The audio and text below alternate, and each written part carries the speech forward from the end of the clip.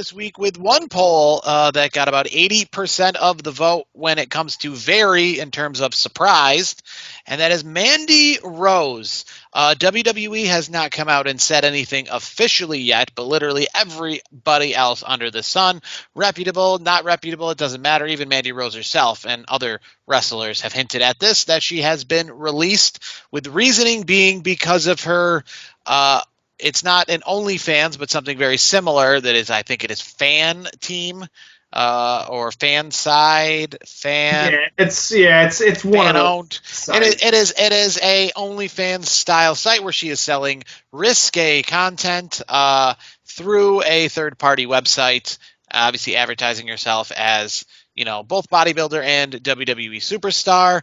A lot of people were very surprised. And one question, I guess, comes from this, and I'll ask you, Brandon, right from the get-go, in terms of her release, and it ties in with NXT. Do you think that Mandy was aware of her being released before her title defense against Roxanna Perez on Tuesday night NXT? I think so. I feel like she did, because I did see some videos from the live NXT audience, and it kind of got it kind of gave the vibe where she like knew this was kind of her swan song. You know, there was one video actually that she retweeted that a fan had a good vantage point. They were on the non televised side, so the non TV side of the show, and somebody was recording a really good video that she retweeted on her social media. And it was, it was the thank you, Mandy, situation. So to me, like, before I saw that stuff, I figured maybe she didn't know, but the way her body language kind of felt, we're not there. We're not in the same room with Mandy Rose or, WWE officials. So one can kind of just get a vibe off of somebody's body language, but it kind of felt like she was aware and she wanted to make sure she's a professional. Let's be honest. Mandy Rose is professional. And I think she knew that what she needed to do was to put on a great match and let Roxy Perez, let her, take the title and also put her over. And she did a great job. It was a great match. Roxanne Perez, Roxy, she's on a roll. She's 21 years old. She's part of the Booker T wrestling program. And they actually showed there's a video of her actually with Booker T afterwards. So a lot of love there. But to back to Mandy Rose, it was one of those situations where I think she knew, and she's a consummate professional. And I think the best way to look at it is it's just like anybody that's in the professional world, whether you're working at a regular job or you're a famous person on TV, on sports, whatever it may be. You don't want to burn a bridge. So I think she knew. I think she was like, okay, I'll do business the right way, and I'll hand it off to Perez, and we'll part ways, I guess. I think what a lot of people may be missing, and listen, I can understand fully, a lot of people are talking about this being a little hypocritical with the release of Mandy Rose because of the risque content she's putting out, talking about the fact that, one, I mean, they want Mandy Rose to be risque. That's some of her storylines a lot of the times, but also just the past of WWE, all the wrestlers who have posed for Playboy, all the sexualized storylines, obviously the Attitude Era in general, that they put forward. But I think the major reason for the release isn't necessarily just the risque content. It's the doing it without WWE's approval. WWE has to have their hands in everything. When you talk about, Xavier Woods and his whole video game thing, everything has to go through them. I saw somebody on Twitter post, instead of releasing her, why don't you say, hey, don't do that content anymore without WWE's approval? But I'm going to guess and assume that's exactly what they did do, that this was one of those that, hey, you're not getting WWE approval to do this. And I think maybe they might have been looking another way when the content that they knew about wasn't that risque.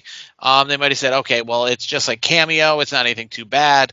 We'll just kind of let it go. She is our champion for the time being. But I think something came out, and I haven't personally seen it, but it was a little more risque. I don't know if it showed nudity or not, but something came light to them. And then I would imagine so, and from all accounts that have brought this forward, is that it was, the website or you, and she kind of chose the website.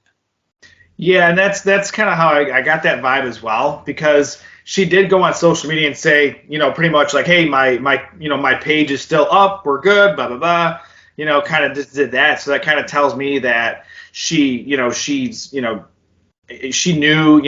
situation, she knew what she was doing.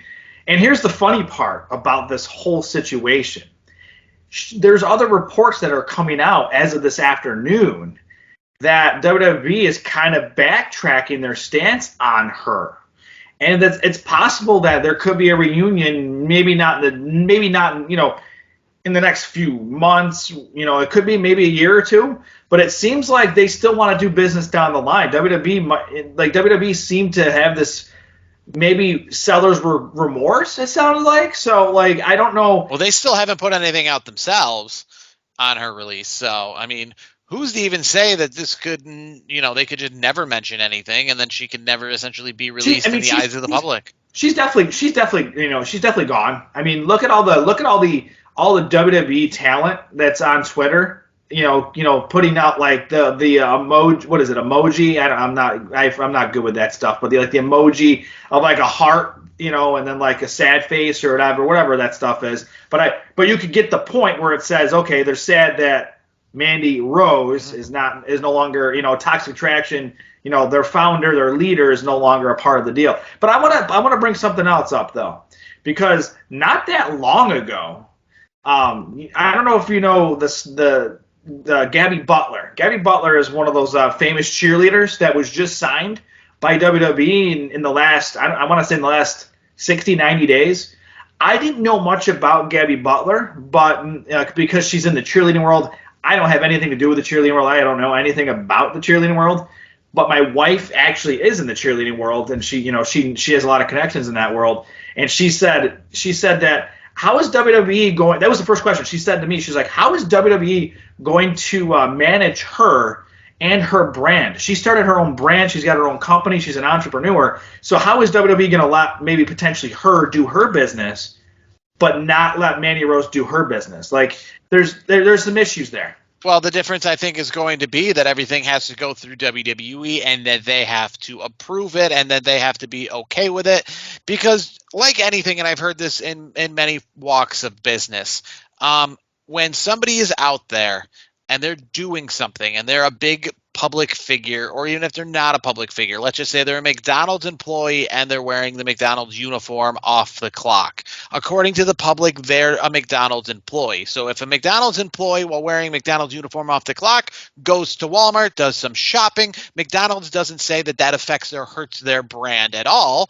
That's fine that you can see our McDonald's employee going out there and shopping. Now, if that same employee goes to Walmart and starts to shoplift in front of people, and then people would say, is McDonald's okay with that? I mean, that's one stretch, because people would be clear that McDonald's is probably not okay with that, and they know McDonald's employees are more independent. But with like a Mandy Rose, a lot of people might think, a lot of parents out there might think that this is a WWE sponsored website, that if their kid is going to this, that they were advertised to go to it on Monday Night Raw or Friday Night SmackDown, and this is a WWE approved thing. Now, what Gabby's doing might also be independent, but as long as what it is independent is something that they promote, they'll probably cross promote it. Similar to Bianca Belair. I don't know if you saw this past week, but she's been doing some of the bodybuilding competitions and stuff like that. And I can imagine, because that brings positive attention to WWE, WWE wants to take credit. So WWE is going to advertise that. They're going to take credit for that. They're going to say with this Gabby in cheerleading, when she wins a gold medal at the Olympics or she does something positive, they're going to take pride and be like, go to that website, buy that t-shirt, support this person, make sure to watch the Olympics because our Gabby is involved in it. With Mandy Rose, though, they have to take into account that people are going to think that WWE has some involvement in that, and that's the problem they have with the risque content. Again, the risque content they probably looked the other way on knowing it wasn't maybe as risque as it was, and then when it became more risque, they thought, when you put something out, it's the same as WWE putting something out, and you got to kind of take that down, or we can't go hand in hand with that.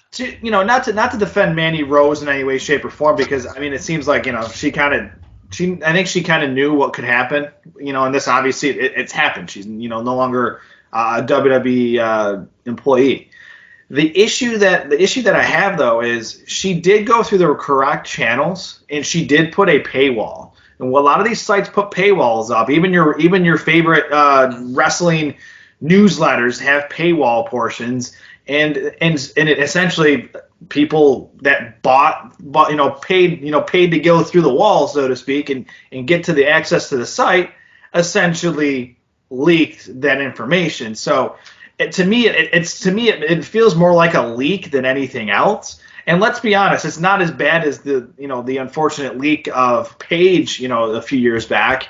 But at the same time, I would put it in that same category as it was leaked, because she did what she needed to do to protect it. Where it's just like any of these other paywall sites where you have to put in your credit card information to get to the next portion of the page. That's just how the sites work. Yeah. And unfortunately, people that paid for the content took advantage of it and then leaked it out, and then because of that, Mandy Rose is no longer employed by WWE. And here's the other part of it too.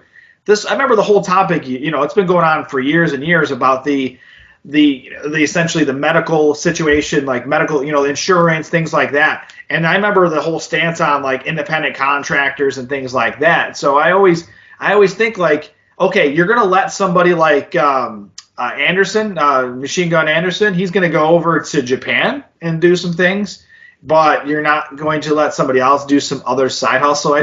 To me, there's got to be a fine line somewhere, and I feel like WWE is very inconsistent in how they police these type of situations where they're doing stuff that's not WWE specific. I will say the fine line is the simple line. It's if they say it's good, it's good. If they say it's not good, it is not good. If you are taking off your clothes and WWE is promoting it and telling people to go out and buy that issue of Playboy with Maria Kanellis or Ashley or Sable or any of the multiple people they had post for Playboy back in the day, then that is good. If you are over here promoting yourself and you're just selling lemonade for a charity cause, WWE says it's no good. It's no good. In their eyes, they control everything. And I guess my big question would be is that I wonder how lucrative one is over the other, in the sense that, she is choosing to do the camera stuff and the website stuff more than she is staying in WWE. It's kind of interesting in that sense, because most people like myself, I know it firsthand. I mean, and I'm not going to shy away from it. There was obviously, I worked for a radio station here. I still work for that company, but I worked for a radio station, and I had my content while I was officially on air get monitored, and I got told a few times that and I'm not talking about like political comments or anything like that, just pictures and the stuff that I post. And they say, that's, you might be doing something that's just not on brand. You might be wearing a shirt that's a little too controversial. And this is a controversial radio station. This is a radio station that puts out a podcast about people smoking marijuana. This is a radio station but people shoplifting and doing wild and crazy stunts and doing all sorts of ridiculous things. I did something that I didn't seem was too ridiculous. I can understand, but they said, hey, we would like it if you want to keep your time on air, that you remove this picture of yourself wearing a T-shirt that we don't necessarily support, whether it could even just be a sports team. If you're wearing, because a radio station I work for, and that, Brandon is very big, Syracuse University, they donate money to that. So if I'm caught going to an event wearing a T-shirt that says I'm rooting for the other team while also representing the radio station, that's a conflict of interest. And maybe they'll take it in pride. Maybe they'll be like, that's cool. That's great. We have a diverse group of people here. Maybe they'll say, knock it off. Don't do that while you're on, while you represent this company. Yeah, to me though, the unfortunate part is, knowing the situations, on our level, and then at the at like the celebrity level, I guess, like the Mandy Rose situation. It's, to me, there's a lot of double standards there, I feel like, and it's just kind of the thing that kind of annoys me is there's double standards. And if you're gonna preach one thing to one individual, you need to preach it to everybody. There shouldn't be any special privileges, content wise or not. That's just how it should be. And to kind of backtrack to your initial point about the the OnlyFans type. I don't know the name of it. It's probably like a fan, whatever. I don't know the name of it, but it's one of those OnlyFans type sites. But I do know that it's very lucrative. And from what I have heard, I know Tony Storm, who's in AEW. Tony Storm makes more money doing that than she does professional wrestling. So that tells me Mandy Rose is probably making more than her, because Mandy Rose, last time I checked, if you look at her Twitter, she's got over 1 million followers. I don't think Tony Storm has anywhere near that amount of followers. So that tells me there's probably more subscriptions for Mandy Rose versus a Tony Storm. So to me, she's probably making so much money by posting these photos that may not be suitable for children, for example, but she's making a lucrative career. It doesn't seem like it's anything, I wouldn't say it's in the nudity portion of it.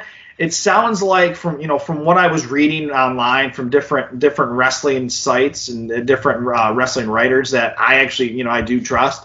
It seems like it was more the attire was kind of, skimpy. But it's like that's the style nowadays. Girls are wearing these certain type of bikinis or bathing suit wear that doesn't leave much to the imagination, so to speak. So that's kind of where maybe that's what WWE was not happy about.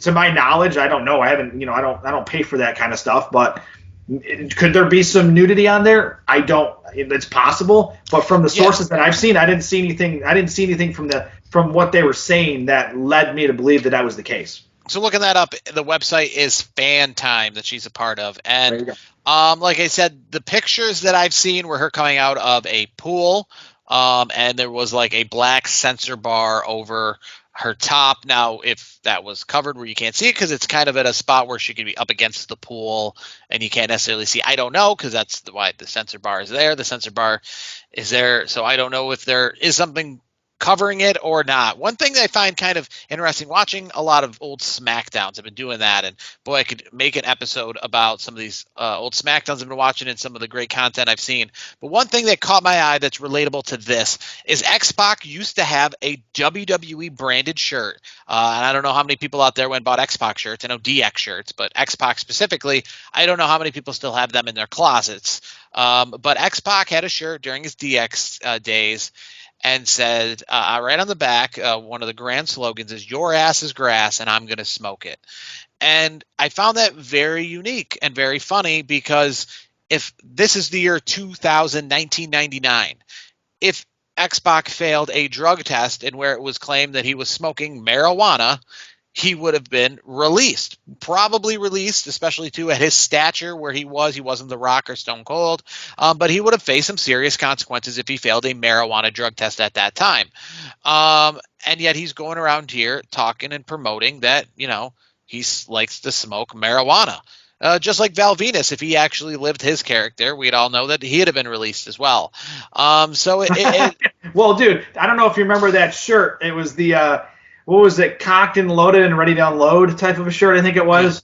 Yeah, I those shirts, those like that late '90s, early 2000s it was very risque. It's interesting to see the reasons for individuals getting released, or for example, a Matt Riddle, which we've seen. Obviously, he's been written off TV, and it's been reported that he failed a drug test, and he's going to rehab. I got to get your thoughts on that, because.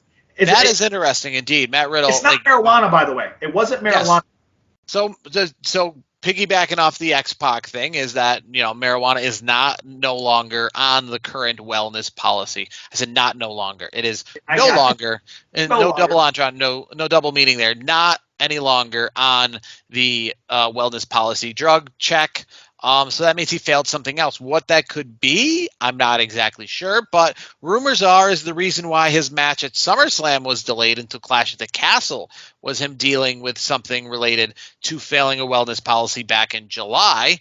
I don't necessarily know how all of that ties in, because he still did make, I believe, an appearance at SummerSlam with Seth Rollins. So if he was suspended, he might not have had the match, but he still was involved with Seth Rollins in that rivalry. He didn't just leave television for a while.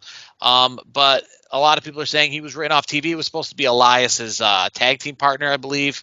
Or he was with Kevin Owens when Elias was written off TV last week for that tag team. And then an injury angle with Matt Riddle is what I believe they're doing to write him off of television. Yeah, and that's the thing too. Like Kevin Patrick was saying, pretty much, obviously selling it real hard. Where like, oh man, Riddle's in a really bad shape. Like, he's gonna be out for a while. So we wish him the best, kind of a situation. And that kind of tells you, like, okay, like obviously they wrote him off for a while, so that tells me that he's going to be in a rehabilitation program for at least a good stint. It sounds like.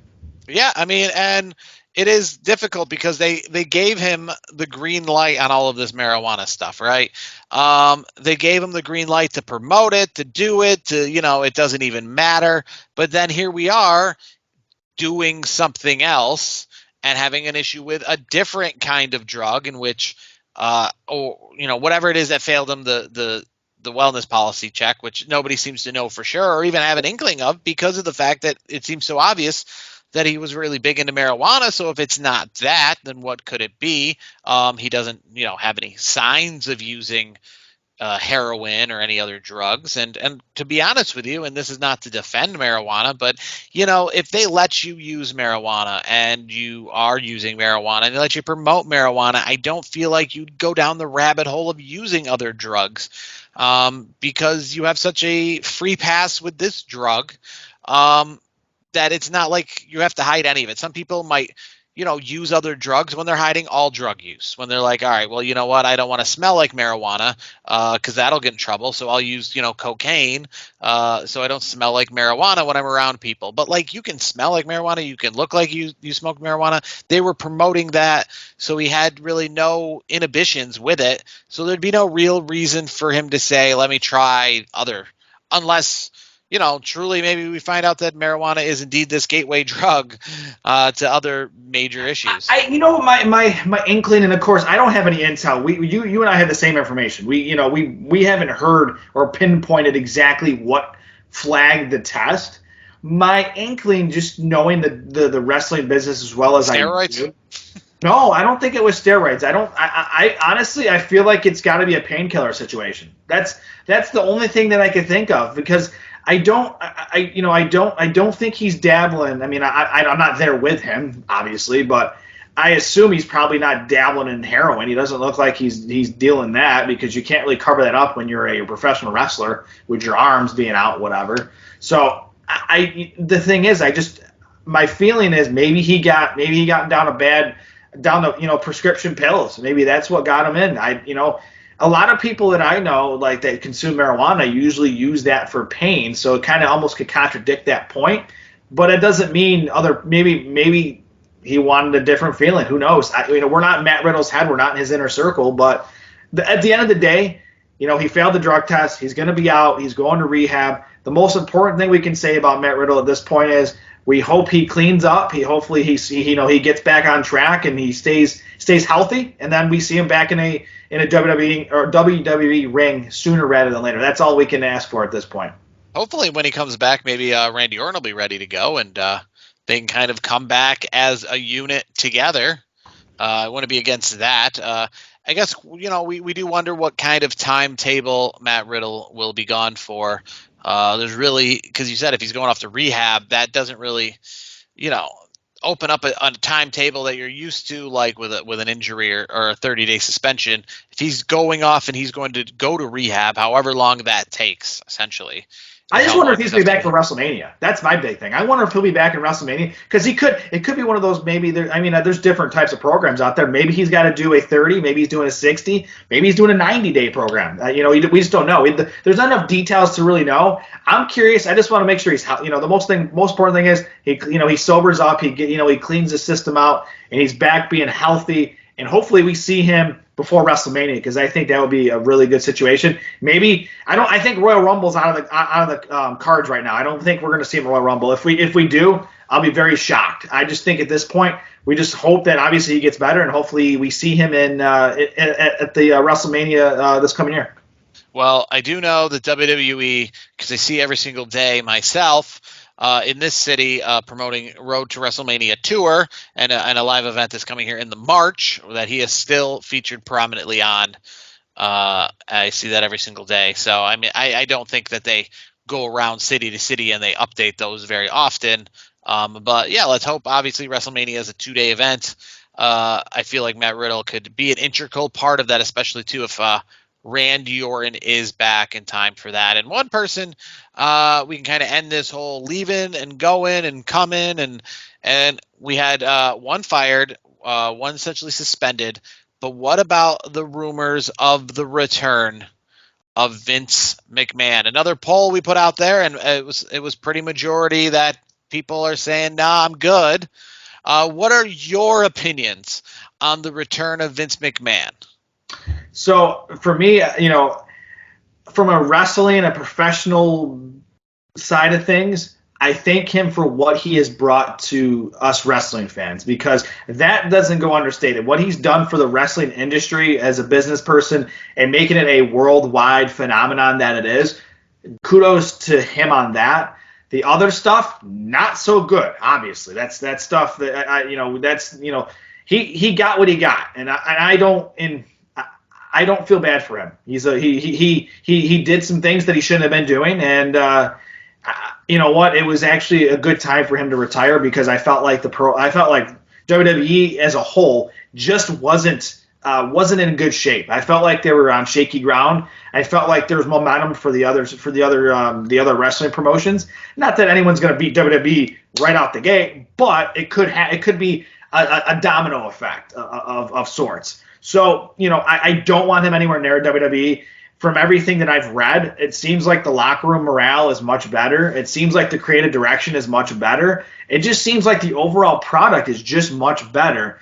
And who wants to deal with a PR situation with Vince McMahon potentially returning to WWE? I don't think that would be good for their shareholders. I think on all avenues, I think it's a hard no. I think he just, it's for somebody who's worked their tail off as long as he has, it's hard for him to probably stay away or stay. He wants to. Most people are probably like, all right, dude, you got all this money. Why don't you just retire and go live on an island somewhere? Vince is the type of person, he wants to work. And for somebody to tell him to retire is probably tough for him. So it's probably a juggling act for him personally. But I think WWE is way better off without him, and Vince should just stay right away. I think it's for all parties involved. It's the best for everybody. WWE doesn't need Vince. Vince doesn't need WWE. Just leave it be. Let Triple H and the rest of the team run the business, because as we can see, WWE has been on the right trajectory in recent months.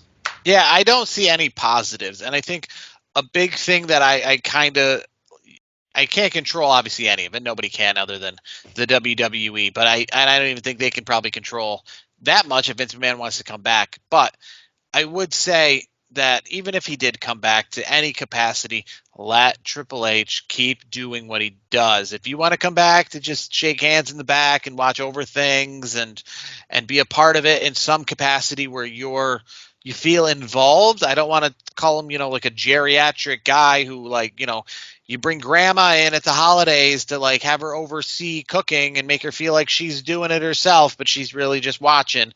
That's what you need to do with Vince McMahon. Just have him come in, be a cheerleader, a mascot, what have you. But the day-to-day product and the running of this company, keep it in the hands of Triple H. Since Triple H has been in charge, since Triple H has been leading this direction, you could tell that things have gotten so much better for the fans, for the workers.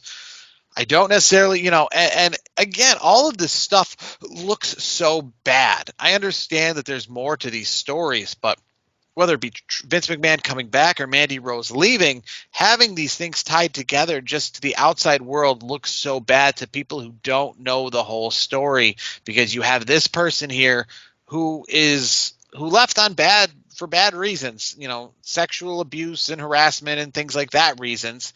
And to have him be able to come back or even talk about coming back. At the same time, you're having Mandy Rose leave.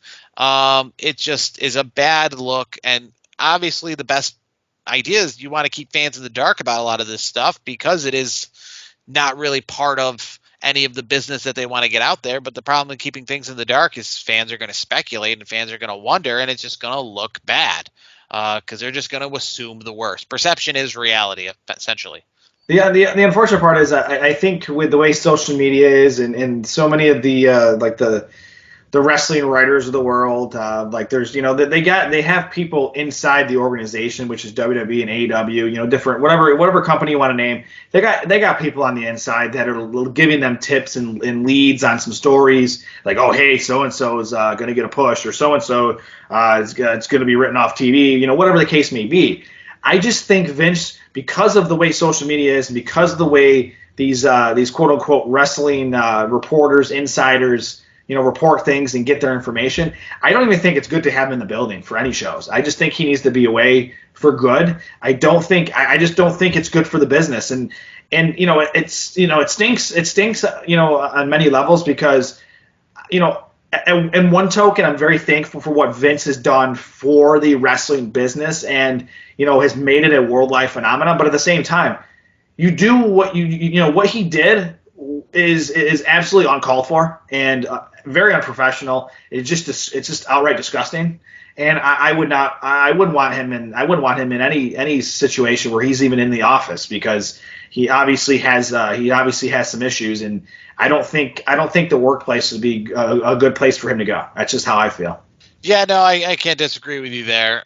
If whoever has the ability to keep Vince McMahon out, that is good for the time being. And I would even say, and listen, I understand that Vince McMahon is probably going to go into the WWE Hall of Fame, right, in someday. But I would even venture to say that this is probably, this isn't the year. You obviously have to pick a year in which he's not in charge, because he'll never put himself in. But if you can do your best to keep him out at least this year, keep him away as long as possible. Absence makes the heart grow fonder. The longer he goes away, maybe in the future, people will be okay with seeing him, and they'll be okay with seeing him knowing that it's just for the Hall of Fame or just for one thing. If he comes back too soon, then people are going to be like, listen, this guy is never going to go away. He'll never be able to step down. Even if he says he's going to, we will never believe him. And here's the thing. Vince is not a spring chicken. We know that. Vince is not a spring chicken, but the man has, for as old as he is, he's pushing 80 years old. He looks like he's in pretty darn good shape, and I know every day is not every day is given. You're not, when you go to bed, you don't know if you're going to be waking up the next day. So not every day is promised. We know that. So it's kind of you're kind of playing, it's kind of a slippery slope, I guess, because yes, the situation is he did some really bad stuff, and it's bad PR. It was not good for the business. On the second token, again, he's done so much for the business. He, from that side of it, he rightfully is owed to be in the Hall of Fame, I feel like. But I feel like you have to find a common ground. I don't know if it's 5 years. Maybe it's in between now and 5 years. Maybe it's in 2025. Maybe it's a couple years from now. Give it a few years to let things kind of, like you said, slow down. People aren't going to necessarily forget, but maybe people will kind of, they're not going to be as heated as they are at the moment. And maybe they'll just say, okay, like you said, it's a one-off. He's just here to be inducted. He's doing his speech, and that's it. And maybe that's it. And that could be the perfect swan song for him in general, where he just gets inducted and says, all right, c'est la vie, I'm out. Best of luck to the business. And, that's it, and just kind of leave it at that. And I think that would be the best way to do it. But it's a slippery slope, because they have to find the right timeline. And that's, that, you know what? And there's some people that'll say he should never be in, and there's some people that might say he should be in this year. There's got to be there's a fine line you're walking. So to me, you're not gonna please everybody. We obviously know that, but I feel like to do it right, maybe just wait, maybe until like 2025. Just wait a few years.